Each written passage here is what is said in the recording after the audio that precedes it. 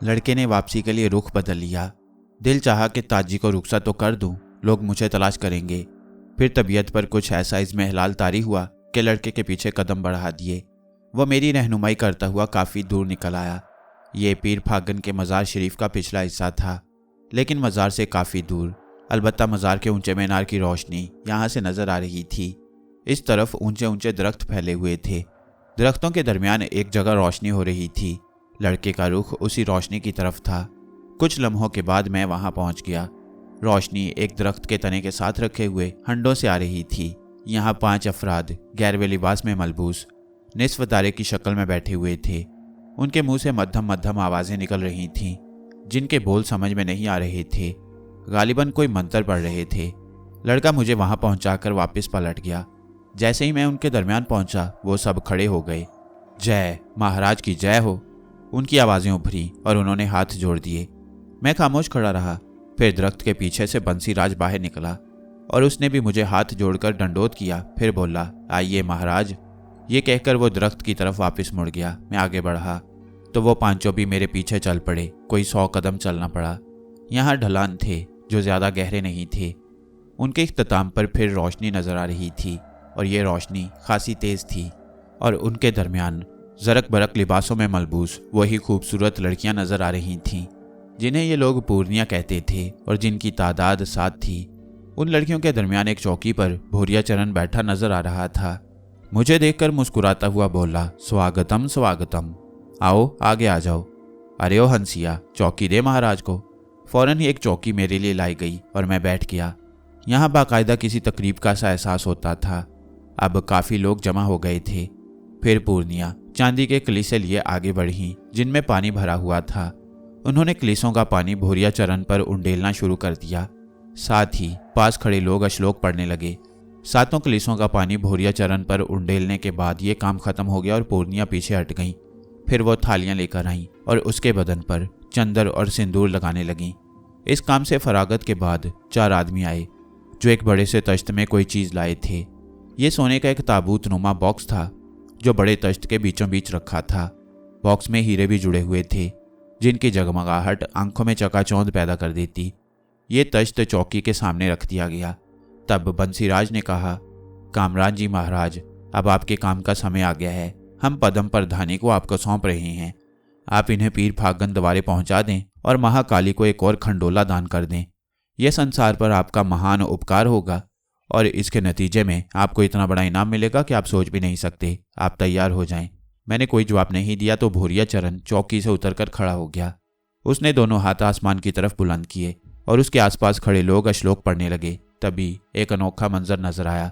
भूरिया चरण के बदन से सफ़ेद धुआं खारिज होने लगा, जिससे इंतहाई शदीद बदबू उठ रही थी। इतनी शदीद कि मुझे बर्दाश्त करना मुश्किल हो रहा था। मैं देख रहा था कि धुएं के इखराज के साथ भूरिया चरण का कद छोटा होता जा रहा है। देखते ही देखते वो कोई 8 इंच की जसामत का रह गया। फिर धुआं खत्म हो गया और मैंने सुकून की सांस ली। बंसीराज ने सोने के संदूक का ढक्कन खोला और उसके आगे 2-2 इंच की 2 चौकियां रखी गईं। खिलौना नुमा भूरिया चरण ने उन सीढ़ियों पर कदम रखा और फिर संदूक में दाखिल हो गया। संदूक के बीचों बीच खड़े होकर उसने बारीक आवाज में कहा, कामरान जी महाराज, आपको यूं करना है कि आप मुझे अपने कपड़ों में छुपाकर फागनवा द्वार ले जाएं। वहाँ बहुत से लोग होवे हैं।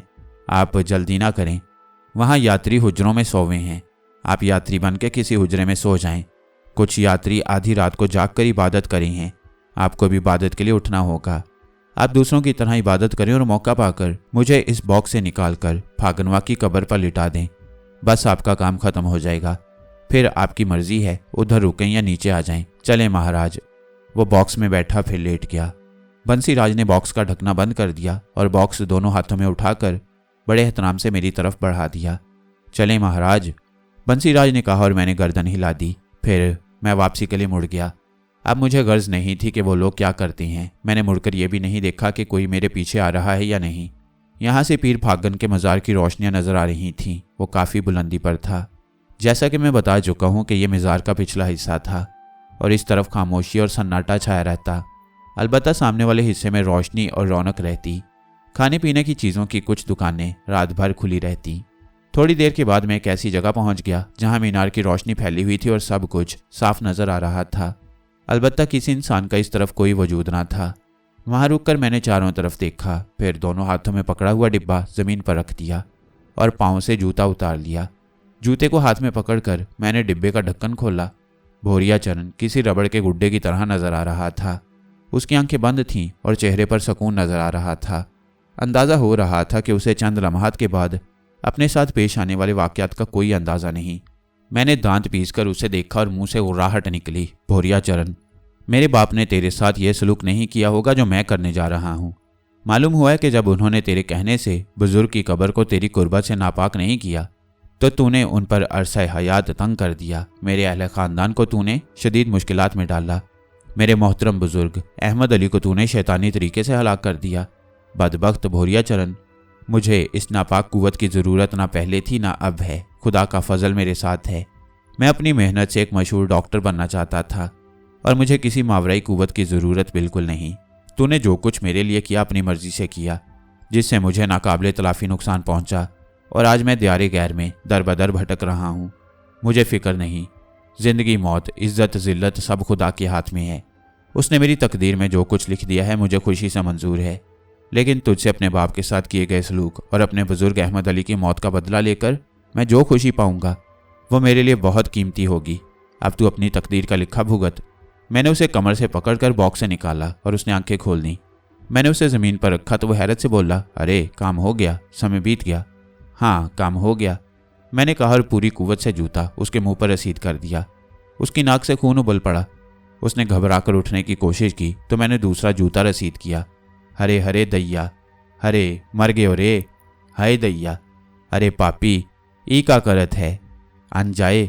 वो सांप की तरह बल खाता रहा और मैं उस पर रुके बगैर जूते बरसाता रहा। उसका पूरा चेहरा खून में नहा रहा था। बदन का हर हिस्सा मजरूब हो चुका था। बारीक आवाज़ और बारीक हो गई। वो बुरी तरह निढाल हो गया और मुझे अजीब सी कैफियत का एहसास हुआ। मुझे लग रहा था जैसे मेरे इर्द गिर्द खुशियाँ ही खुशियाँ रक्सा हों, खून खवाएँ चल रही हों, खुशबुएँ रक्सा हों, हर शय मुसर्रत से झूम रही हो। वो अब भी निढाल आवाज़ में चीख रहा था। मैंने उसे रुई की तरह धुनक डाला। मैं बेकाबू हो रहा था। जब वो बेबस हो गया तो मैंने उसे उठाया। उसका पतला तिनके जैसा हाथ मेरे हाथ में आया तो मैंने उसे सूखी लकड़ी की तरह तोड़कर उसके बदन से अलहदा कर दिया। उसके पूरे जिस्म में कोई गैर इंसानी अलामत नहीं थी सिवाय उसके नन्हे से जिस्म के। दूसरा हाथ और दोनों पाँव भी तोड़कर मैंने ज़मीन पर फेंके तो एक अजीब अमल हुआ। उसके हाथ पाँव पहले तो ज़मीन पर फड़कते रहे, फिर अचानक वो ज़मीन पर छिपकलियों की तरह मुख्तलिफ सिमतों में दौड़ने लगे। मैं हैरत से ये मंजर देखने लगा। उसका बदन मेरे हाथ में था। फिर अचानक ही मुझे चील की आवाज़ सुनाई दी और किसी चील के परों का साया ज़मीन पर पड़ा। लेकिन दूसरे लम्हे उस चील नुमा परिंदे ने मेरे हाथ पर झपटा मारा और भोरिया चरण का हाथ पांव से महरूम बदन अपने पंजों में लेकर उड़ गई। मैं हक्का बक्का रह गया। चील किस सिमत गई मुझे अंदाज़ा नहीं हो सका। दूसरी तरफ उसके हाथ पांव भी बहुत दूर निकलकर आंखों से ओझल हो गए। वो रूहानी मुसर्रत जो मेरे रगोपै में दौड़ रही थी अब भी उसी तरह थी। मुझे यूं लग रहा था जैसे मैंने कोई बहुत बड़ा फ़र्ज पूरा किया हो। अतराफ अब भी सुनसान पड़े हुए थे। ताजी याद आई, रुखसत हो गई होगी। वहाँ जाने से अब क्या फ़ायदा। दिल्ली में इरशाद अली चाचा का घर खामोशी से छोड़ दिया। वहाँ जो कुछ भी हुआ हो उसके बाद सब भूल गए होंगे। यहाँ सहारनपुर में भी अली पहलवान, जोजी, ताजी आखिरकार सब भूल जाएंगे। यहाँ रुकना, अली चाचा के पास वापस जाना सब बेकार है। जाना तो है, यहीं से आगे बढ़ जाऊँ तो क्या हर्ज है। चुनाचे चल पड़ा। मुझ पर बेखुदी सी तारी होने लगी। एक ऐसी जगह पहुंच गया जहां नहर नजर आ रही थी। नहर के किनारे और आसपास जंगली दरख्त और झाड़ियां बिखरी हुई थीं। हर तरफ फूक आलम था। मैं झाड़ियों के साथ आगे बढ़ता रहा। झाड़ियों का सिलसिला खत्म हुआ तो ऊंचे नीचे टीले बिखरे नजर आए। टीलों की दूसरी तरफ ऊंचे ऊंचे दरख्त थे। मैं एक टीले पर चढ़ा और दूसरी तरफ देखा तो नहर नजर आई जो तारों की रोशनी में एक हसीन मंजर पेश कर रही थी।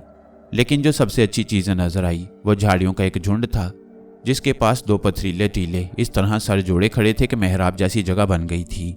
ये जगह आराम करने के लिए बेहतरीन थी। मेरे कदम उस तरफ उठ गए और मैं मेहराब के पास जाकर रुक गया। झाड़ियाँ बेशक बेतरतीब और घनी थीं, लेकिन मेहराब के नीचे की ज़मीन साफ सुथरी थी। उससे ज़रा हटकर एक दरख्त सर उठाए खड़ा था। दूसरी तरफ का हिस्सा भी थोड़ा सा खुला हुआ था। मैं आगे बढ़कर मेहराब के नीचे पहुंचा और ज़मीन पर लेट गया। उस वक्त पूरा बदन आराम मांग रहा था। उस खुरदरी ज़मीन पर लेटकर जो लुत्फ़ आया वो बयान से बाहर है। लेटते ही आंखें बंद हो गईं और गहरी नींद आ गई। ना जाने कितनी देर सोया था कि आंख खुल गई। किसी गाड़ी की आवाज़ सुनाई दी। मैं चौंक कर उठ गया। मेहराब के बाहर जर्द धूप फैल गई थी। कुछ फासले पर मैंने एक शानदार लैंड क्रूज़र देखी जिसके अगले हिस्से से धुआं उठ रहा था और उसके आसपास चंद लोग खड़े नजर आ रहे थे। पता नहीं क्या किस्सा था। मैं मेहराब से बाहर निकल आया और उन लोगों की तरफ बढ़ गया। वहाँ जो लोग खड़े थे वो चौंक चौंक कर मुझे देखने लगे। इस वीरान जगह उन्हें किसी के होने की तवक्को नहीं थी। मैं उनके करीब पहुंच गया। 5 अफराद थे जिनमें एक औरत और 4 मर्द थे। औरत साड़ी में मलबूस थी। एक मर्द खूब लंबा तिरंगा और शानदार शख्सियत का मालिक था। बाकी 3 मुलाजिम टाइप थे। मैं उनके करीब पहुंचा तो शानदार शख्सियत के मालिक आदमी ने कहा, यहाँ दूर दूर तक कोई आबादी नहीं है, तुम यहाँ क्या कर रहे हो? बस जनाब, वीराने नाप रहा हूँ। मुझसे कोई झूठ ना बोला गया। उसी वक्त गाड़ी की पिछली सीट से एक आवाज़ आई, वीरानों के बासियों से छानबीन नहीं करते। सुख महाराज, वह जो कोई भी है उसकी ज़रूरत के मुताबिक उसकी सहायता करो। ठीक है महाराज, अगर आप ज़रूरत समझें तो हमारे साथ चलें। आप जहाँ कहेंगे हम आपको पहुँचा देंगे, सुखराज ने कहा, जिसका नाम मुझे पिछली सीट से आने वाली आवाज़ से पता चला। आप कहाँ जा रहे हैं जनाब? बरेली। बरेली के पास मानसरी नामी जगह पर हमारी हवेली है। जिम्मेदार हैं हम, हमारे बागात हैं। आप मुझे बरेली छोड़ दीजिए। खुशी से। गाड़ी गर्म हो गई। बस थोड़ी देर में चलते हैं। आपका शुभ नाम क्या है? कामरान, मैंने जवाब दिया। अच्छा, हमारे साथ चलिए, बल्कि अगर वक्त हो तो हमारे मेहमान रहें, हमें खुशी होगी। मैं खामोश हो गया। कोई हर्ज नहीं था। अच्छा है, किसी आबादी तक पहुंचूं, फिर आगे बढ़ूं। उसी वक्त पिछली सीट वाला शख्स भी नीचे उतर आया। ये एक साधुनुमा आदमी था। गैरवे लिबास में मलबूस, बड़े बड़े बाल, भारी बदन, आंखों में नरमी और मोहब्बत। उसने मुस्कुराती नज़रों से मुझे देखा और बोला, हमारा नाम चंदन हरी है बेटे। तुम्हारा नाम हमने सुन लिया है। आ जाओ, गाड़ी में बैठो। वो मेरे साथ गाड़ी में आ बैठा। काफ़ी अच्छे लोग मालूम होते थे। मेरा नाम सुनकर उन्हें मालूम हो गया था कि मैं मुसलमान हूँ, मगर उनके रवैये में कोई फ़र्क नहीं था, जबकि वो हिंदू थे। मैं चंदन हरी के साथ लैंड क्रूज़र में जा बैठा। कुछ जुल पानी लोगे? भूख लगी है? चंदन हरी ने पूछा और मैंने इस बात में गर्दन हिला दी। वो बोले, तिवारी, अरे ओ तिवारी, पूरियाँ और भाजी दे, जल्दी से ले आ बेटा, अभी गाड़ी रोकनी है।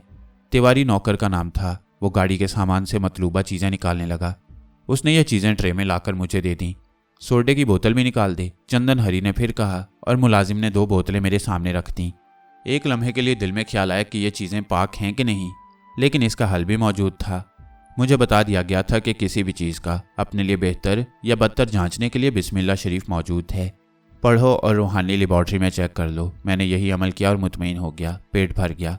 इस दौरान गाड़ी का नुक्स भी दूर हो गया और फिर सब लोग गाड़ी में आ बैठे और लैंड क्रूज़र स्टार्ट होकर चल पड़ी। मानसरी बेहद खूबसूरत इलाका था। राय सुखराज की हवेली देखकर उनकी शानदार हैसियत का अंदाज़ा हो जाता था। हवेली बिल्कुल जदीद तर्ज की थी। उसका एक हिस्सा कदीम तर्ज का ज़रूर था, लेकिन दूसरे हिस्से में हर तरह की आसाइशें दस्तयाब थीं। यहाँ तक कि खूबसूरत स्विमिंग पूल भी नज़र आ रहा था। एक हिस्से में मेहमान खाना था जहाँ मेरे क़याम का बंदोबस्त किया गया। ये भी बेहतरीन जगह थी, हर आसाइश मौजूद थी, लेकिन मेरे लिए ये सब अजीब था। इतने अच्छे लोग थे, वो भी गैर मज़हब से। मुझे क्या करना चाहिए? रास्ते में मिले थे, इतना फासला तय करा दिया था। क्या मुझे इनकी मेज़बानी कबूल करनी चाहिए? कुछ वक्त तो यहाँ गुजारना होगा। जल्द ही सुखराज और चंदन हरी से इजाज़त मांग लूँगा। चंद घंटे भी नहीं गुजरे थे कि एक शख्स मेरी क़यामगाह में आया और बोला, मेरा नाम अल्लाह बख्शा जनाब। राय साहब ने मुझे बरेली से बुलाया है। बावर्ची हूँ, सामान बर्तन वगैरह लेकर आया हूँ। जब तक आप मेहमान रहेंगे आपका खाना मैं पकाऊंगा। राय साहब ने हुक्म दिया है कि अगर आप गोश्त भी खाना चाहें तो मैं पका दूँ। मैं दंग रह गया। इतने अच्छे लोग कहाँ नजर आते हैं।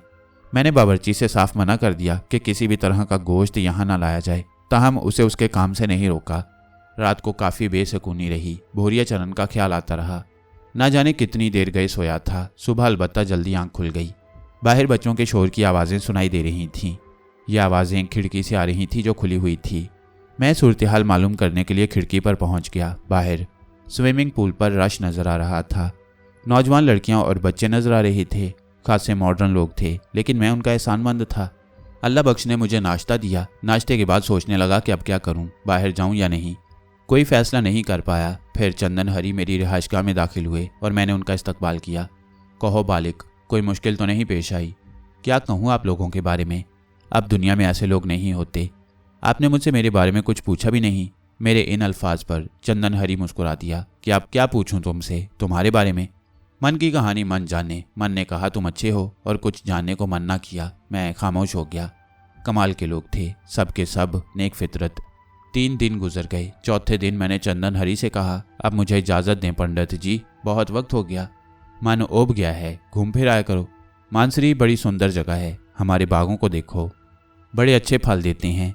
चलो आज हम तुम्हारे साथ चलते हैं, तुम्हें एक ऐसे मित्र से मिलाते हैं, तुम्हें हंसी आएगी। पता नहीं कब से उसका हमारा साथ है, पर हमने कभी उसकी शक्ल नहीं देखी। क्यों? बस मर्जी है उसकी, मुंह ढक के रहता है, कभी किसी के सामने नहीं आता। बाबा पर्दापोश के नाम से मशहूर है। अच्छा, कोई बुजुर्ग हैं? भगवान जाने, बस अपने आप में रहता है। कोई मदद मांगने जाए कभी इनकार नहीं करता। तुम्हारे ही दीन का है। मुसलमान है? मैंने पूछा। हाँ, पक्का नमाजी, रोजेदार, चंदन हरी ने बड़ी अकीदत से कहा, और मेरे दिल में ऐसी शख्सियत से मिलने का शदीद इश्तियाक पैदा हो गया। चंदन हरी ने गाड़ी और ड्राइवर का इंतजाम किया और मुझे साथ लेकर चल पड़ा। मानसरी वाकई हुस्न जमाल में यकता था। बड़े बड़े बाग, जिनके बारे में पंडित चंदन हरी मुझे बताता जा रहा था, दरख्तों से भरे हुए थे, उन पर फल लदे हुए थे। फिर एक वसी दरिया आया जिसके साथ साथ सड़क चल रही थी। उसके कुर्बो जवार के मनाजिर भी बेमिसाल थे। सफ़र काफ़ी लंबा था। फिर एक आबादी नजर आई।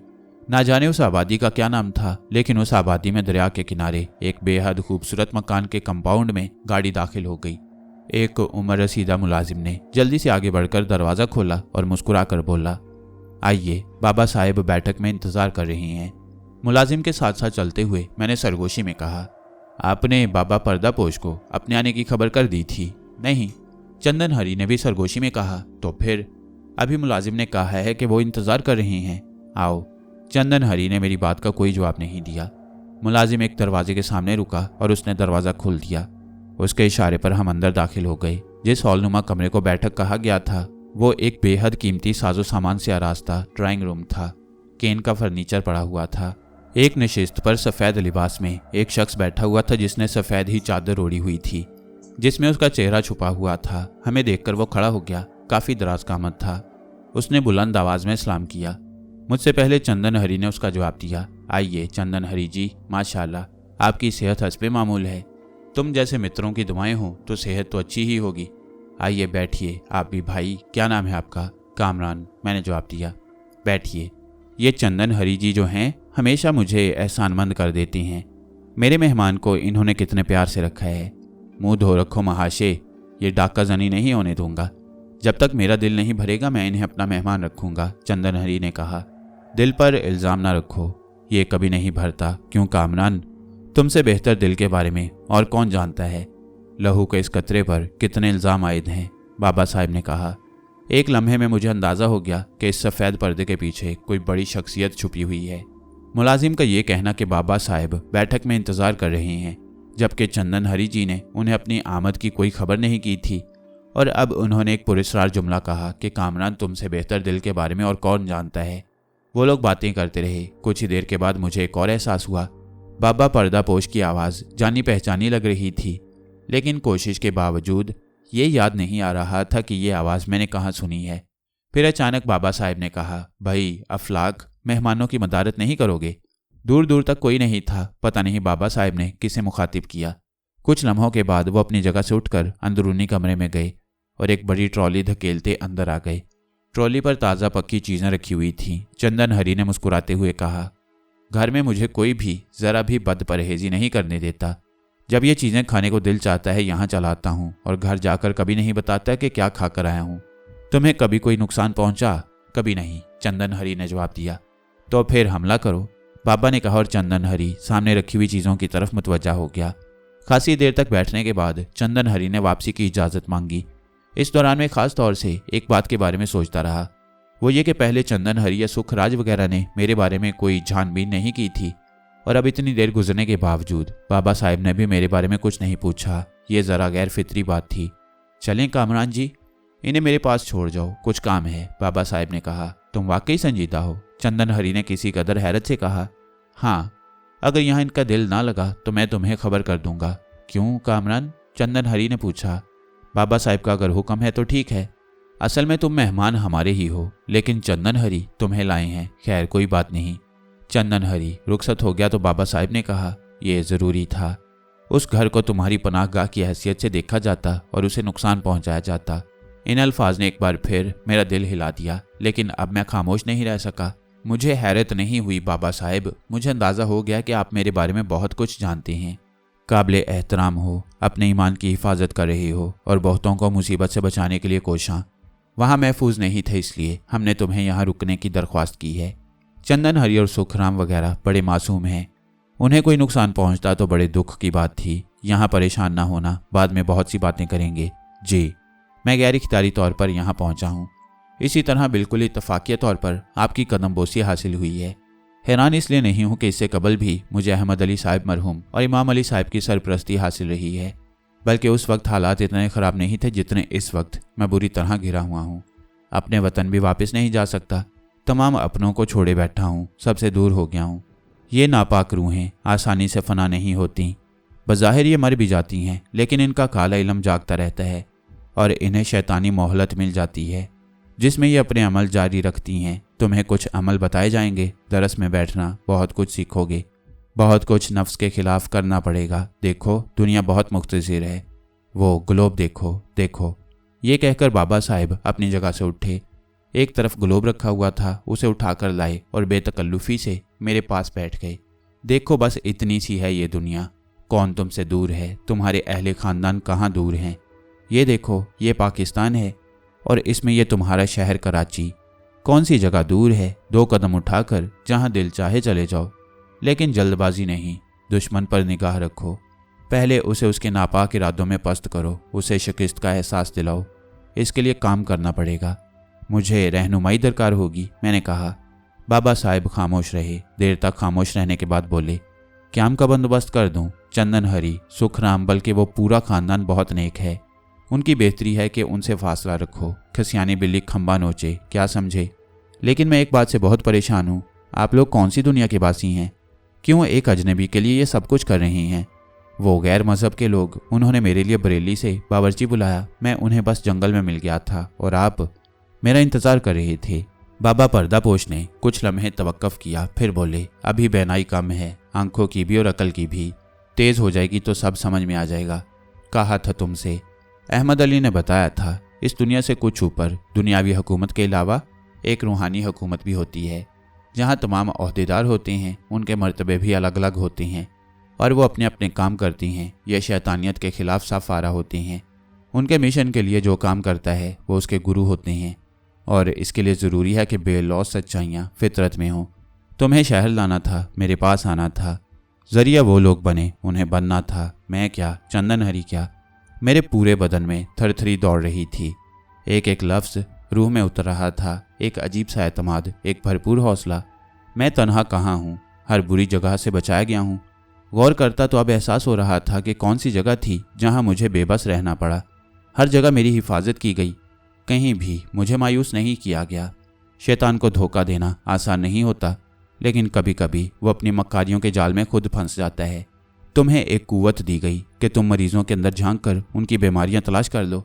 ये कुव्वत शैतानी लालच ने दी, लेकिन असल काम उन लोगों को सेहत देना थी जिनकी सेहत उनकी तकदीर थी। तुम जरिया बने और इस कुव्वत को तुम्हारी आंखों में मुंजमद कर दिया गया।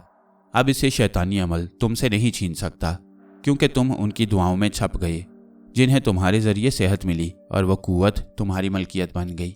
मैंने गर्दन झुका ली। अचानक बाबा साहब ने किसी को आवाज़ दी, अफलाक, एक कमरा ज़रूरत की चीज़ों से आरास्ता कर दो। ये नाम दूसरी बार सुना था, लेकिन कोई नज़र नहीं आया।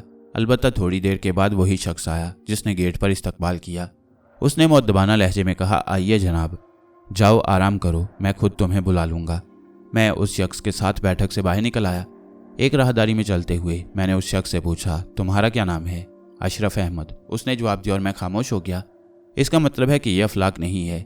जो कमरा मुझे रिहाइश के लिए दिया गया वह बिल्कुल सादा लेकिन ज़रूरत की हर चीज़ से आरास्ता था। मुझे यहाँ आकर बेहद सुकून महसूस हुआ। कोई वली या दरवेश नहीं था कि अपने साथ पेश आने वाले वाक़यात की फ़िक्र ही ना होती।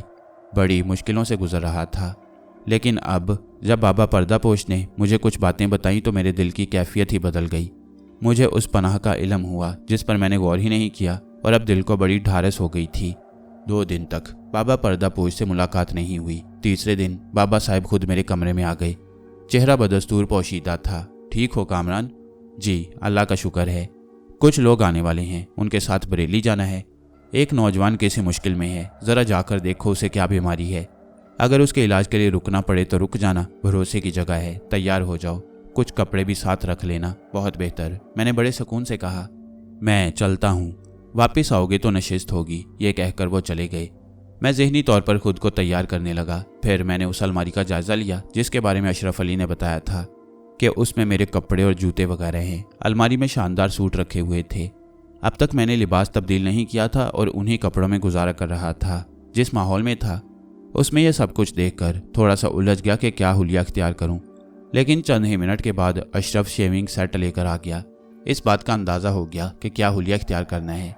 चुनाचे बहुत अरसे के बाद उसी हुलिये में आ गया जिसमें रहा करता था और मेरी भाभियाँ मेरी नज़र उतारती थीं। फिर एक खूबसूरत कार मुझे लेने आ गई। इसकी इतला भी अशरफ ने दी। जब मैं बाहर निकला तो अशरफ ने ही मुझे एक मेडिकल बॉक्स थमा दिया और बोला, बाबा साहब ने कहा है इसमें आपकी ज़रूरत की सारी चीज़ें मौजूद हैं। सुबहान अल्लाह, मैंने दिल में सोचा। 2 अफराद मुझे देखकर कार से नीचे उतर आए।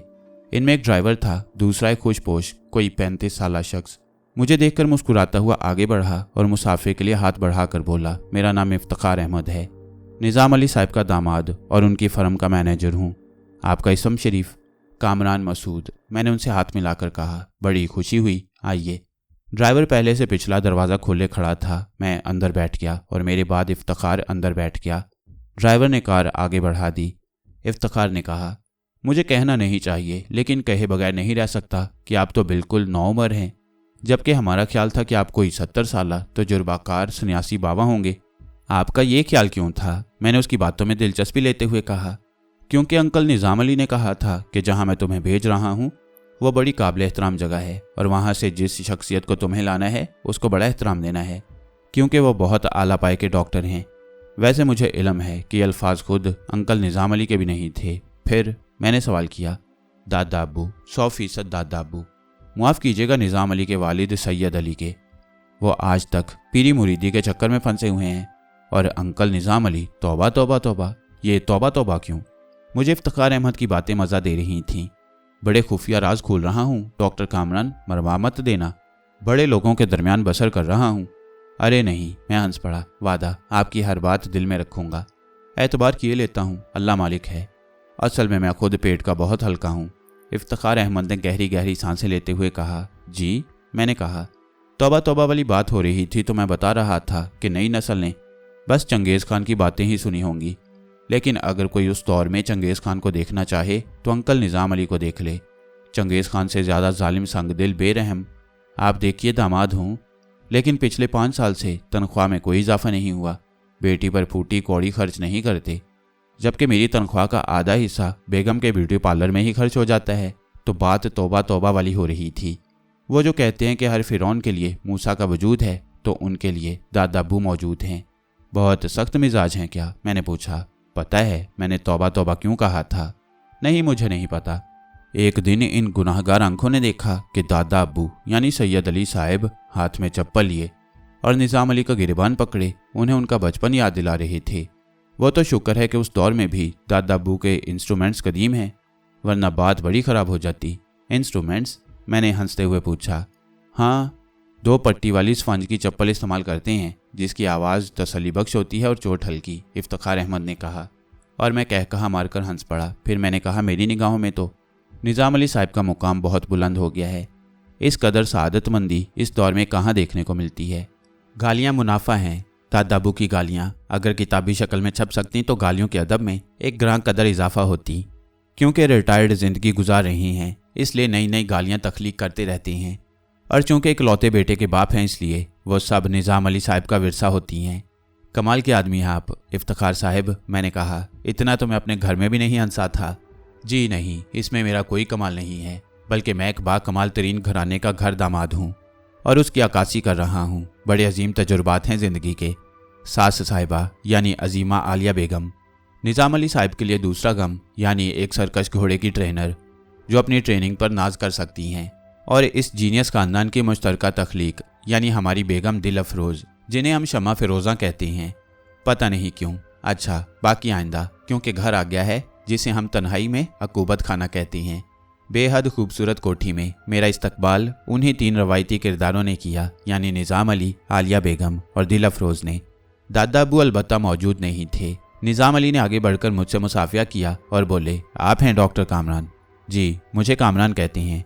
बाबा साहब का फ़ोन आया था अब्बा मियाँ के पास कि आप आ रही हैं, ऑफिस से घर पहुँच जाऊँ। शुक्रिया, मैंने ये कहकर दोनों ख़वातीन को भी सलाम किया जिनके चेहरे बिगड़े हुए थे। दिल अफरोज़ ने कहा, ये हैं वो अजीम हस्ती जिनके चर्चे आसमान तक पहुँचे हुए थे। शक्लो सूरत के तो अच्छी हैं, मगर डॉक्टर कहीं से भी नहीं लगते। दिल चाहता है कि मुंह खुलवा कर देखा जाए कि दूध के तांत टूटे हुए हैं या नहीं। हाउस जॉब मुकम्मल कर चुके हो साहिबजादे? इस बार बेगम साहिबा ने गुलफशानी की। हाउस जॉब तो ज़िंदगी की आखिरी सांस तक मुकम्मल नहीं होता मोहतरम खातून, बशर्ते के हाउस को हाउस का मुकाम दिया जाए। मैंने कहा, तौबा तौबा तौबा। इफ्तिखार अहमद की आवाज़ सुनाई दी और मैंने बामुश्किल हंसी रोकी। तशरीफ़ लाइए, मुझे बताया गया है कि आपका क़याम भी यहीं होगा। निज़ाम अली ने कहा, जी अगर ज़रूरत पेश आई। अभी मैंने इतना ही कहा था कि दूर से एक बुज़ुर्ग आते नजर आए। अच्छी शख्सियत के मालिक थे, ये सैयद अली थे। मैंने पहले से मौजूद लोगों के अंदाज में नुमाया तब्दीली देखी। तुम आए हो पर्दापोश के पास से? उन्होंने मेरे सलाम का जवाब देकर पूछा। जी।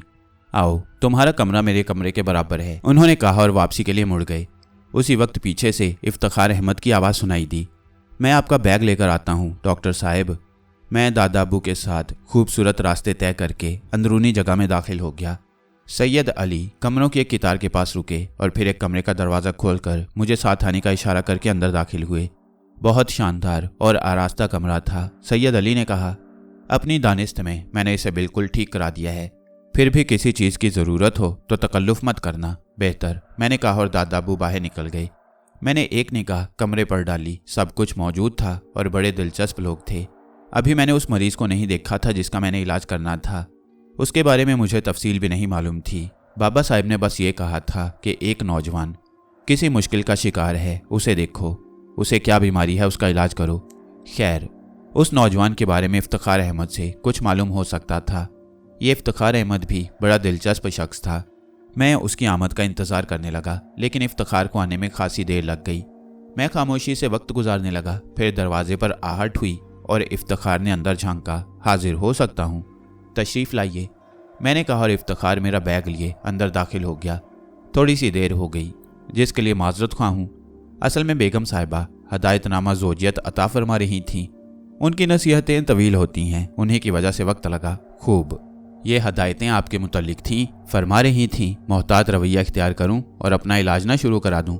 दादा जान तो बेचारे मासूम आदमी हैं, हर किसी पर भरोसा कर लेते हैं। इस छोटे से बच्चे का भला क्या तजुर्बा होगा, जबकि डॉक्टर सत्याराम इश्तियाक अली की ज़िंदगी सिर्फ 6 माह रहने का दावा कर चुके हैं। इश्तियाक, मैंने सवालिया अंदाज में इफ्तिखार अहमद को देखा। जी जी, उसी के इलाज के लिए आपको बुलाया गया है। उसकी असल बीमारी की वजह मैं जानता हूँ। ओह क्या? गलत घर में पैदा हो गया है, बस इन लोगों में कभी एडजस्ट तो नहीं हो पाया। बाप माँ और बहन से बहुत मुख्तलिफ मिजाज का हामिल है। आप यकीन करें डॉक्टर कामरान, बिल्कुल इंसान जैसा लगता है, इफ्तिखार ने अपने मखसूस अंदाज में कहा। आप बहुत दिलचस्प इंसान हैं इफ्तिखार साहब, मैंने कहा। अपनी जगह गलत नहीं हूँ, आप खुद बता दें मैंने जिन लोगों के बारे में आपको बताया गलत है। अपने बारे में आपको बताऊं, बरेली के कदीम ख़ानदान से ताल्लुक़ रखता हूं जो हमेशा गरीब रहा, बस रोटी कपड़े तक महदूद। वालिद साहब ने बेटे को तालीम दिलाई, नौकरी नहीं दिला सके और इन तमाम ख्वाबों से मायूस होकर कब्र में जा सोए। वालदा और 2 छोटी बहनें हैं जिनकी ज़रूरतें पूरी करना मेरा फ़र्ज़ था। बहुत सोचा, बहुत गौर किया। फिर अखबार में ज़रूरत रिश्ता का इश्तिहार देखा, जिसमें एक लाडली बेटी के लिए एक गधेनुमा शौहर की ज़रूरत का इजहार किया गया था। लड़की बेहद अमीर घराने की बताई गई, किस्मत आजमाई की और कामयाब हो गया, तमाम शराइत पूरी कर दी हैं। माँ और बहनों से हफ्ते में एक बार मिलने की इजाज़त है। शौहर के अलावा फर्म के मैनेजर की नौकरी भी करनी होती है। तनख्वाह के एक एक पैसे का हिसाब लिया जाता है, क्योंकि उसमें बीवी के तमाम अखराजात उठाने की शर्त भी है। बस थोड़ा सा वजीफ़ा माँ और बहनों के लिए है, लेकिन हम भी बेवकूफ़ नहीं हैं। थोड़ी सी खांचेबाजी कर लेते हैं और माँ बहनें आराम से हैं। मुझे उस खुश मजाज शख्स की इस कहानी पर अफसोस हुआ। मैंने कहा, आपने मुझ पर इतना एतबार क्यों कर लिया इफ्तिखार? कुछ थोड़ी सी इंसान शनासी, यूँ लगा जैसे तुम एक हमदर्द और काबिल एतमाद इंसान हो। फिर अपनी कमज़ोरी के बारे में बता चुका हूँ कि पेट का हल्का हूँ।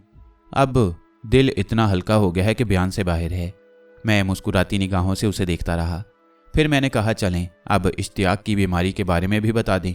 इस बारे में नहीं जानता। उसकी उम्र 26 साल है, निहायत खूबसूरत जवान है, एक बीबी से मोहब्बत करता है, लेकिन जानता है कि ये कातिल लोग नहीं मानेंगे। ओह, तो क्या ये बीमारी?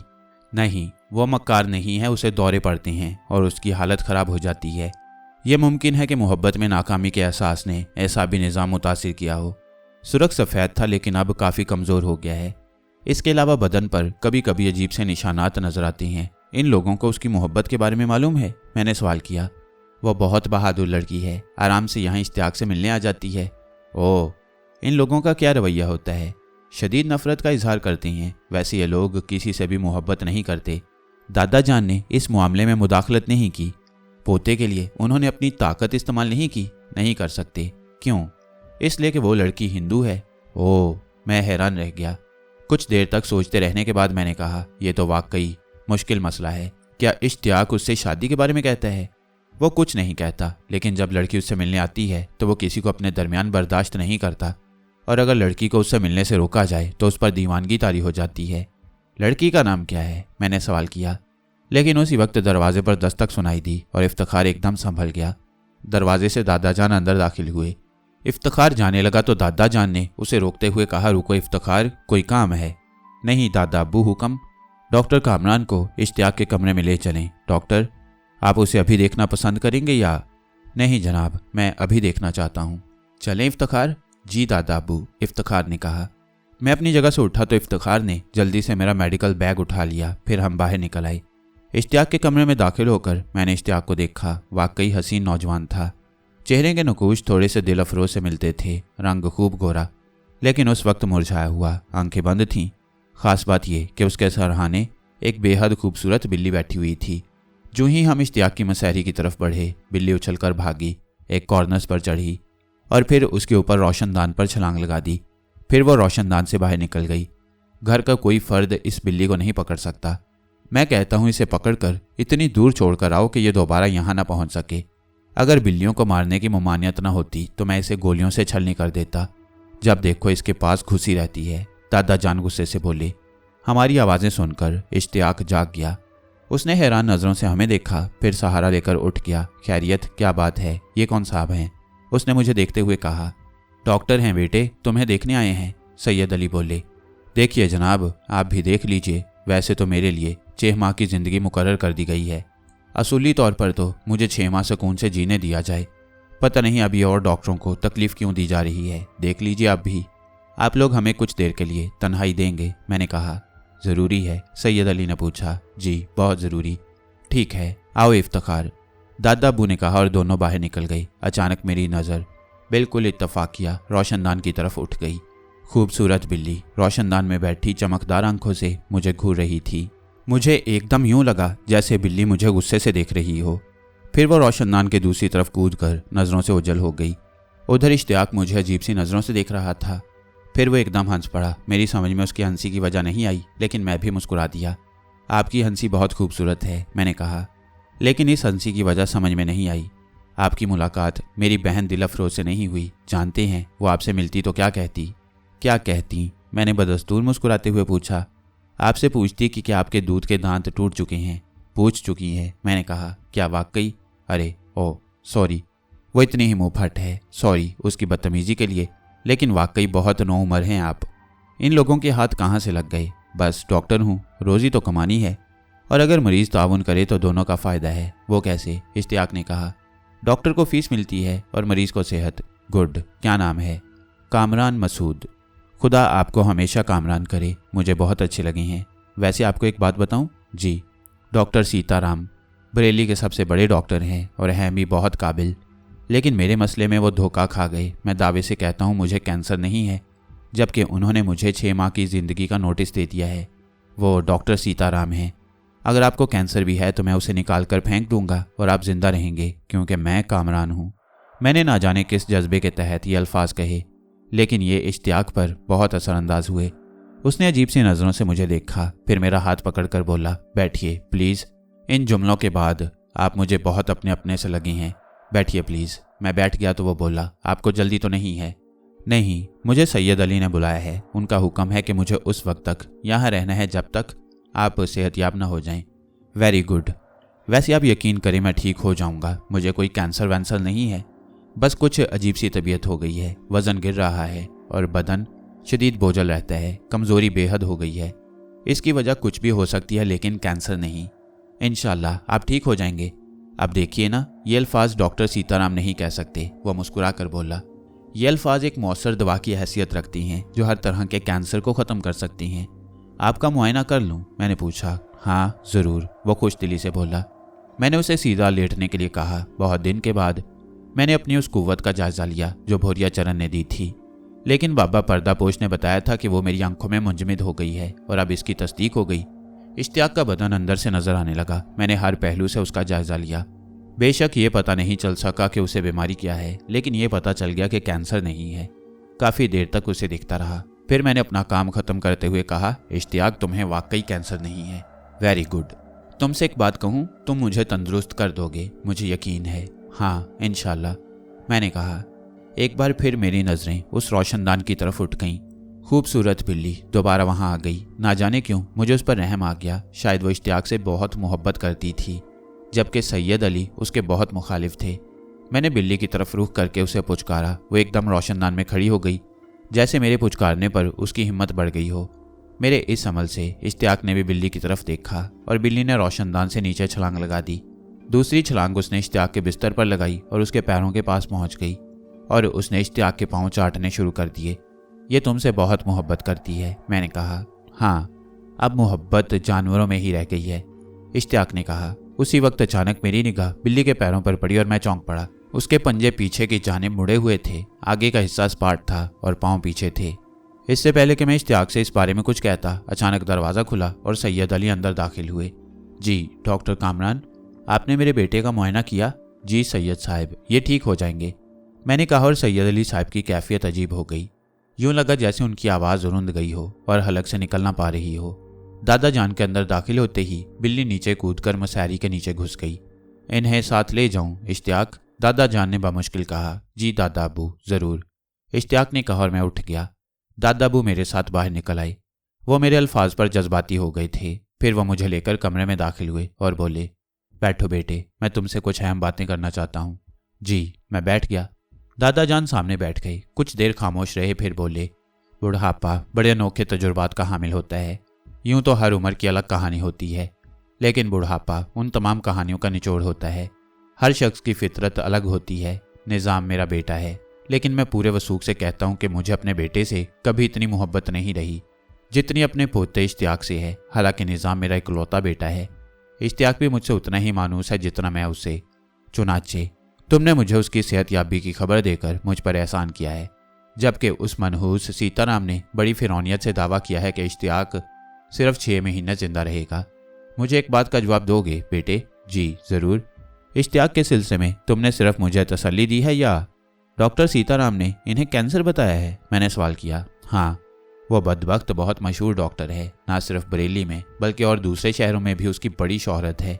तो फिर मैं आपसे अर्ज़ करूं कि उन्हें कैंसर नहीं है, मैंने पूरे एतमाद लहजे में कहा। अल्लाह का शुक्र है, अल्लाह का शुक्र है, मगर उसकी सेहत गिरती जा रही है, निढाल भी रहता है। वो ठीक हो जाएंगे। आपसे कुछ सवालात कर सकता हूँ? ज़रूर। बाबा साहब से आपके कैसे ताल्लुकात हैं? उनका अकीदतमंद हूँ, कभी कभी कदम बोसी के लिए चला जाता हूँ, बहुत पहुँचे हुए बुजुर्ग हैं। बस खुश नसीबी से एक दिन कहीं मुलाकात हो गई थी, मुझ पर बड़ी अनायत फरमाते हैं। इश्तियाक अली का डॉक्टरी इलाज हो रहा था, फिर आपको बाबा साहब का ख्याल क्यों आया? मैंने उनसे दुआ की इस्तदा की थी, उन्होंने आपका तज़किरा कर दिया और कहा कि वो एक बहुत बड़े डॉक्टर को भेज रही हैं, इश्तियाक का मुआयना करा दिया जाए। कोई और बात आपके जहन में है? किस तरह की? क्या इश्तियाक साहब किसी हिंदू लड़की से मोहब्बत करते हैं? मुझे मालूम था कि इफ्तिखार सारी मालूमात फराहम कर देगा। हाँ, ये सच है और दर हकीकत ये मेरी ज़िंदगी का सबसे मुश्किल मरहला है। हमारा ख़ानदान बरेली का कदीम ख़ानदान है। अल्लाह ताला के फजल से सदियों से यहाँ रह रही हैं। बड़े बड़े हिंदू ख़ानदानों से रस्म राह हैं, सब लोग इज्जत करते हैं। इन हालात में ज़रा बराबर गुंजाइश नहीं है कि इस ख़ानदान से कोई ऐसा अमल सरजद हो जो सदियों की साख खाक में मिल जाए। उस लड़की के बारे में किसी को कुछ नहीं मालूम, कौन है, कहाँ रहती है, इश्तियाक से कहाँ मिली। बेहद नडर और बेखौफ है, जब दिल चाहता है मुंह उठाकर चली आती है। हालांकि निज़ाम की बीवी और बेटी खुद भी आफत की परकाला हैं, मगर उसके मामले में बेबस हैं, वो किसी को घास ही नहीं डालती। इश्तियाक ने किसी से कोई बात की उसके बारे में? कभी नहीं करता, वही सब कुछ सुन लिया करती है और कुछ ऐसा तर्ज अमल है उसका कि सब उससे मरूब हो जाती हैं। आपसे कभी बात हुई उसकी? 1-2 बार मैंने खुद उससे बात की है, लेकिन अंदाज नरम रखा। मैंने उसे पूछा था कि वो कौन है और क्या चाहती है। जवाब में बोली कि मैं प्रेमिका हूँ इसकी, इससे प्रेम करती हूँ और करती रहूँगी। कोई रास्ता रोकेगा तो उसे लेकर यहाँ से चली जाऊँगी। हमें मालूम है वो ऐसा कर सकती है क्योंकि इश्तियाक पूरी तरह उसके बस में है। एक ज़ाती सवाल करूं? मैंने कहा। हाँ ज़रूर। मुझे यहाँ आए ज़्यादा वक्त नहीं हुआ, लेकिन मैंने महसूस किया है कि बेगम निज़ाम अली, खुद निज़ाम अली या दिल अफरोज साहिबा, किसी की इश्तियाक से कोई रग़बत नहीं है। वो उनकी तरफ फटकते भी नहीं। बेगम साहिबा इश्तियाक की सगी वालदा हैं, 100% सगी। बड़ी अजीब बात है, निज़ाम अली बचपन से खुद परस्त है। उसने शायद कभी किसी से मोहब्बत नहीं की। उसकी माँ इस हसरत में मर गई कि बेटा कभी उसे माँ समझे। उसने कभी माँ को माँ का मुकाम नहीं दिया। इसी तरह कुदरत ने उसे बीवी भी उसी के मिजाज की दी, बेटी भी दोनों का मजमुआ है। बस इश्तियाक इनसे मुख्तलिफ निकल गया। मैं इसलिए उसे हद से ज़्यादा चाहता हूँ। आपके साथ निज़ाम अली साहब का रवैया कैसा है? आखिर उसका बाप हूँ मैं। बचपन से उसकी फितरत का अंदाज़ा करके मैंने उसे संभाल कर रखा है। सबसे पहली बात यह कि मैंने अपनी सारी दौलत, सारी जायदाद अपने कब्ज़े में रखी है। एक वसीयतनामा तैयार करके रख लिया है जो पूरी तरह सिगाए राज में है कि उसमें क्या है। यह सब कुछ मेरा बनाया हुआ है। मैं अगर चाहूँ तो लम्हों में निज़ाम अली सड़कों पर आ सकता है। ये बात वो अच्छी तरह जानता है, इसलिए मेरे सामने सब सीधे रहते हैं। मुझे अंदाज़ा हो गया था कि यह शख्स अपने दिल की भड़ास निकाल रहा है। दादा अब्बू से फुर्सत पाकर मैं अपने कमरे में आ गया। पहला दिन गुजर गया। मेरा बहुत ख्याल रखा जा रहा था। दूसरा दिन भी आधा गुजर गया। दोपहर के खाने पर मुलाजिम मुझे बुलाने आ गया। खाने की मेज़ लगी हुई थी, सारा घर मौजूद था, बस इफ्तिखार नहीं था। दादा अब्बू भी थे। खाना बिल्कुल खामोशी से खाया गया। खाने के बाद दादा अब्बू खामोशी से उठकर चले गए। मैं उठने लगा तो निज़ाम अली ने कहा, हमें कुछ वक्त देंगे डॉक्टर साहब? जी हुक्म। इश्तियाक के बारे में आपसे कुछ बात करना चाहता हूँ। फरमाइए। हमारी औलाद है वो, हम उसकी ज़िंदगी चाहते हैं, लेकिन कुछ रुकावटें पैदा कर दी गई हैं हमारे रास्ते में। मैं आपको उनकी तफसील बताना चाहता हूँ। जी फरमाइए। आप अगर वाकई डॉक्टर हैं तो मुझे ये बताइए कि ये दौर तावीज़ गढ़ने का है? क्या अब बीमारियों का इलाज झाड़ फूंक से होता है? एक बहुत बड़े डॉक्टर ने, जो हिंदुस्तान का माना हुआ डॉक्टर है, उसे कैंसर बताया है। वो कहता है कि इश्तियाक की ज़िंदगी मुश्किल है। हम अपने बेटे के इलाज के लिए हर कोशिश करना चाहते हैं, लेकिन सैयद अली साहब इस पर राज़ी नहीं हैं। वो क्या कहते हैं? मैंने पूछा। आपको इल्म है कि वो क्या कहते हैं और क्या चाहते हैं? उन्होंने किसी बुजुर्ग से रब्ता किया है जो रूहानी इलाज करते हैं, और उन बुजुर्ग ने आपको इश्तियाक के इलाज के लिए भेजा है, जबकि आप खुद को डॉक्टर बताते हैं। मुझे बताइए, क्या आप MBBS हैं? जी मैं MBBS डॉक्टर हूँ। उन बुजुर्ग के पास रहते हैं? जी। आपने इश्तियाक का मुआयना किया है? जी हाँ। क्या कहते हैं उसके बारे में? वो ठीक हो जाएंगे। कैसे? मैं उनका इलाज करूँगा। क्या आप कैंसर का इलाज करेंगे? उन्हें कैंसर नहीं है। क्या? निज़ाम अली ने शदीद गुस्से से कहा। जी हाँ। आपका सीताराम बेवकूफ़ है। इश्तियाक को कैंसर नहीं है, वो थोड़े दिनों में ठीक हो जाएंगे। वैसे मुझे बताइए, आप क्या चाहती हैं? हम उसे मुल्क से बाहर ले जाना चाहते हैं। इस बार मोहतरमा, दिल अफरोज ने कहा। तो ले जाइए। मैंने कहा। दादा अबू नहीं जाने देंगे। तौबा तौबा तौबा। दरवाजे से इफ्तिखार की आवाज़ आई और मैं उधर देखने लगा। मेरा ख्याल था कि इफ्तिखार अंदर आ रहा है, लेकिन इसके बाद उसकी आवाज़ नहीं सुनाई दी। इसके बाद सब उठ गए। मैं भी कमरे में आ गया, लेकिन अब मुझे कुछ उलझन होने लगी। अजीबोगरीब माहौल था इस घर का। पता नहीं किस तरह के लोग थे। इश्तियाक को कैंसर नहीं था। मैंने बड़े वसूख से कह दिया था कि वो ठीक हो जाएगा, और ये सोचते हुए मुझे एक अजीब सा एहसास हुआ। मैंने वो अल्फाज अपनी मर्जी से नहीं कहे थे, बल्कि बेसाख्ता मेरे मुंह से निकला था कि इश्तियाक ठीक हो जाएगा। काफ़ी देर के बाद इफ्तिखार मेरे कमरे में आया। कैसे हैं डॉक्टर साहब? शुक्रिया इफ्तिखार साहब, आप खाने पर मौजूद नहीं थे। जी हाँ, एक काम से गया था। आपकी एक अमानत लाया हूँ। ये कहकर इफ्तिखार ने जेब में हाथ डाला और एक बेहद खूबसूरत मोबाइल सेट निकालकर मेरी तरफ बढ़ा दिया। ये बाबा पर्दापोश का मुलाजिम अशरफ लाया था। बाबा साहब ने आपके लिए भिजवाया है। अरे अच्छा। मैंने अचंभे से हाथ बढ़ाकर मोबाइल ले लिया। बहुत शानदार कीमती सेट था। मैंने उसे चेक किया तो इंग्लिश में एक मैसेज मौजूद था। इसे साथ रखो कामरान, मैं खुद तुमसे रब्ता करूंगा। मैंने गहरी सांस लेकर इफ्तिखार का शुक्रिया अदा किया, फिर हंसकर बोला। ड्राइंग रूम के दरवाजे से आपकी तौबा तौबा अंदर आई थी, आप नहीं आए। जिंदगी किसी अजीज नहीं होती अजीजम। 3 भेड़िए मुझे लम्हों में चट कर जाते। ओह, ये मसला है। इफ्तिखार कुछ देर मेरे पास बैठा, फिर चला गया। उस वक्त शाम के 4:45 बजे थे। जब मेरे दरवाजे पर हल्की सी दस्तक हुई और इफ्तिखार की आवाज़ सुनाई दी, आ जाऊं।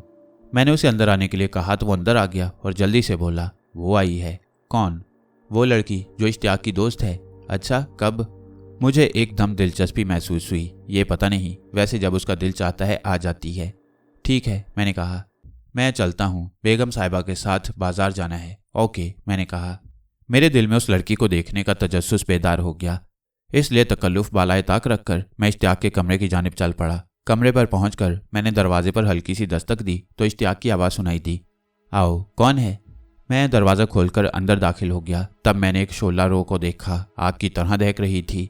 बेशक हुस्न जमाल में यकता थी, इतनी खूबसूरत के दिल पर काबू मुश्किल हो जाए। इश्तियाक के पैरों के पास बैठी, उसके पैरों पर हाथ फेर रही थी। उसकी बड़ी बड़ी सुरमा भरी आंखें दरवाजे की तरफ थीं। मैंने एक लम्हे में उसकी आंखों का रंग बदलते देखा। वो जल्दी से सिमट गई और मसहरी से पाँव नीचे लटका लिए। अरे डॉक्टर साहब, सॉरी, मैं समझा कोई मुलाजिम है। आइए डॉक्टर साहब। इश्तियाक खुद भी उठकर बैठ गया, लेकिन उसी वक्त लड़की नीचे उतरी और वॉशरूम की तरफ बढ़ गई। उसकी चाल में भी कोई खास बात थी जिसे मैं कोई नाम नहीं दे सका। मैंने कुर्सी घसीटी और बैठ गया। माजरत इश्तियाक, मुझे मालूम नहीं था कि आपके मेहमान आए हैं। नहीं, कोई बात नहीं, वह निढाल से लहजे में बोला। मैं बगौर उसका जायजा ले रहा था।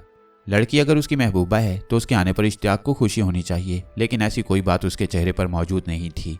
मैं उससे उसकी सेहत के बारे में पूछता रहा। 10 मिनट, 20 मिनट, आधा घंटा गुजर गया। लड़की वॉशरूम से बाहर नहीं आई। मैंने इस बात को महसूस करके कहा, आपकी मेहमान वॉशरूम से बाहर नहीं आई हैं? वह भी चौंका। कोई आवाज़ भी नहीं आ रही। देखूं? दरवाज़ा बजा दें प्लीज़, वो बोला और मैं अपनी जगह से उठकर वॉशरूम के दरवाजे पर आ गया। मैंने दरवाजे को थपथपाया तो वो खुल गया। एक लम्हे में एहसास हो गया कि अंदर कोई नहीं है। मैंने पूरा दरवाज़ा खोल दिया। अंदर वाकई कोई मौजूद नहीं था। मेरी आंखें ताज्जुब से फैल गईं। मैंने खुद उस लड़की को वॉशरूम में दाखिल होते देखा था। वॉशरूम काफ़ी वसी था, लेकिन अंदर कोई दरवाज़ा नहीं था। अलबत्ता बुलंदी पर एक रोशनदान खुला हुआ था। वो अंदर नहीं है, मैंने कहा। अच्छा, चली गई होगी, इश्तियाक ने लापरवाही से कहा और मैं उसके पास वापस आ गया। कमरे में और कोई दरवाज़ा तो नहीं है और हमने उन्हें जाते हुए भी नहीं देखा। फिर वो किधर से गईं? पता नहीं, इश्तियाक बेजारी से बोला। मैं गौर से उसका चेहरा देखता रहा। फिर मैंने मोहब्बत भरे लहजे में कहा, दादा अब्बू ने मुझे तुम्हारे इलाज के लिए बुलाया है इश्तियाक। वो तुम्हारे लिए बहुत परेशान है। एक डॉक्टर उस वक्त तक सही इलाज नहीं कर सकता जब तक मरीज उससे पूरा ताउन न करे। मैंने कब इनकार किया है? डॉक्टर कामरान, मुझे उस लड़की के बारे में बताओ। वो तुम्हारी दोस्त है। घर के सब लोग कहते हैं कि उसने तुम पर कब्जा जमा रखा है। क्या ये सब सच है? वो कुछ देर सोचता रहा, फिर बोला, क्या दादा अब्बू भी यही कहते हैं? हाँ। यूं लगा जैसे उसे इस बात पर हैरत हुई हो। मैं उसके बोलने का इंतजार करता रहा और जब वो नहीं बोला तो मैंने कहा, खामोश क्यों हो गए इश्तियाक? इस घर में दादा अब्बू ही सच्चे इंसान हैं, बाकी सब लालची और फरेबी हैं। क्या मतलब? खुद तुम्हें इन बातों का एहसास नहीं है? नहीं है, वो अजीब से लहजे में बोला। तुम उससे इश्क करते हो? नहीं, वो बोला और मैं चौंक पड़ा। वो गुसल खाने में गई और वापस नहीं आई। वो गुसल खाने में नहीं है। तुम्हें इस बात पर हैरत नहीं हुई? नहीं, वो सब कुछ कर सकती है, करती रहती है, वो अनोखी है। अब मुझे उसकी किसी बात पर हैरत नहीं होती, लेकिन वह मुझसे बहुत मोहब्बत करती है। मैं अगर उसे हुक्म दूं तो वो एक लम्हे में इन सब को ख़त्म कर दे। मेरी वजह से वो ऐसा नहीं करती। वो ऐसा करना चाहती है। हाँ, क्यों? ये सब उसकी मुखालफत जो करते हैं। वो तुमसे क्या चाहती है? बस वो मेरे साथ रहना चाहती है। मेरे और अपने दरमियान किसी की मुदाखलत पसंद नहीं करती। वो तुम्हें कहाँ मिली थी? मेरे इस सवाल पर वो सोच में डूब गया। कुछ लम्हे इसी तरह खामोश रहा। फिर उसके बदन को शदीद झटका लगा। साथ ही वो वहशतज़दा अंदाज से चारों तरफ देखने लगा। उसने कई बार रोशनदान की तरफ भी देखा। मैंने खामोशी इख्तियार की रखी। जब उसकी वहशत कम हुई तो उसने गहरी सांस लेकर कहा, इलाहाबाद में हम एक शादी में गए थे। वहाँ हवेली आज़म अली में क़याम था। बहुत अजीम शान हवेली थी। 2 हिस्सों में बटी हुई थी। एक हिस्सा पुराना था, एक नया। ये मुझे पुरानी हवेली में मिली थी। वहाँ किसी हरकारे की बेटी थी। हमने 3 दिन वहाँ क़याम किया। ये हर वक्त मेरे साथ रहती, जबकि मैं नहीं चाहता था। फिर हम बरेली वापस आ गए। रास्ते में ट्रेन के सफ़र में ये रात को मेरे पास आ गई। सफ़र के दौरान? हाँ। उस वक्त ट्रेन के मुसाफिर सो रहे थे। ये मेरे पास आकर बैठ गई। कहने लगी कि आप मुझसे दूर नहीं रह सकती। तुमने क्या कहा? मुझसे कुछ नहीं कहा गया। ठीक। फिर मैं बरेली आकर अपने कामों में मसरूफ़ हो गया। लेकिन एक दिन वो एक मॉडर्न लड़की की हैसियत में मुझे पूछती हुई यहाँ आ गई और इसके बाद उसने बाकायदा यहाँ आना शुरू कर दिया। घर के लोग उसके मुखालिफ हैं, मगर वो किसी को खातिर में नहीं लाती। उसने अपना नाम बताया है? हाँ, निर्मलवती है उसका नाम, हिंदू है, नाम से तो यही जाहिर है। तुम्हारे दिल में उसकी मोहब्बत नहीं है? उसकी पेशानी पर सोच की लकीरें उभर आईं। जवाब नहीं दिया तुमने इश्तियाक? अचानक एक हल्की सी आहट हुई। आवाज़ रोशनदान की तरफ से आई थी। मेरी नज़रें उस तरफ उठ गईं। वही सफ़ेद बिल्ली रोशनदान में आ गई थी। वो मुतजस्सस सी नज़रों से हमें देखने लगी। मैंने एक लम्हे तक उसका जायज़ा लिया, फिर पहले के से अंदाज में उसे पुचकारा, लेकिन बिल्ली खामोश रोशनदान में बैठी रही। पहले की तरह नीचे नहीं आई। मेरे पुचकारने की आवाज़ पर इश्तियाक ने चौंक कर मुझे देखा, फिर मेरी निगाहों के ताक़ुब में रोशनदान की तरफ। मैंने उसके चेहरे पर एक को खुशगवार तासुर देखा। कितनी खूबसूरत बिल्ली है। तुम्हें बिल्लियों से बहुत प्यार लगता है? बिल्लियों से नहीं, सिर्फ बेला से। बेला इसका नाम है? हाँ, मैंने रखा है। आप यकीन करें, ये मुझे बेहद चाहती है। अक्सर जब मैं सुबह को जागता हूँ तो ये मेरे पैरों में सोई हुई मिलती है। यार लोगों को इस पर भी एतराज़ है। यार लोगों को, ख़ास तौर से हमारी वालदा मोहतरमा को, जिन्होंने आज तक कभी प्यार से एक कप चाय भी नहीं दी। उन्हें बेला से शदीद नफरत है। कई बार इसे पकड़वाने की कोशिश कर चुकी हैं ताकि कहीं दूर फेंकवा दें, मगर बेला बहुत चालाक है। वो उनके हाथ नहीं आती। वो अब भी मुसलसल कोशिशें करती रहती हैं। उन्हें बेला का मेरे पास रहना अच्छा नहीं लगता। मैंने एक बार फिर बिल्ली की तरफ देखा। वो आराम से आंखें बंद किए बैठी थी।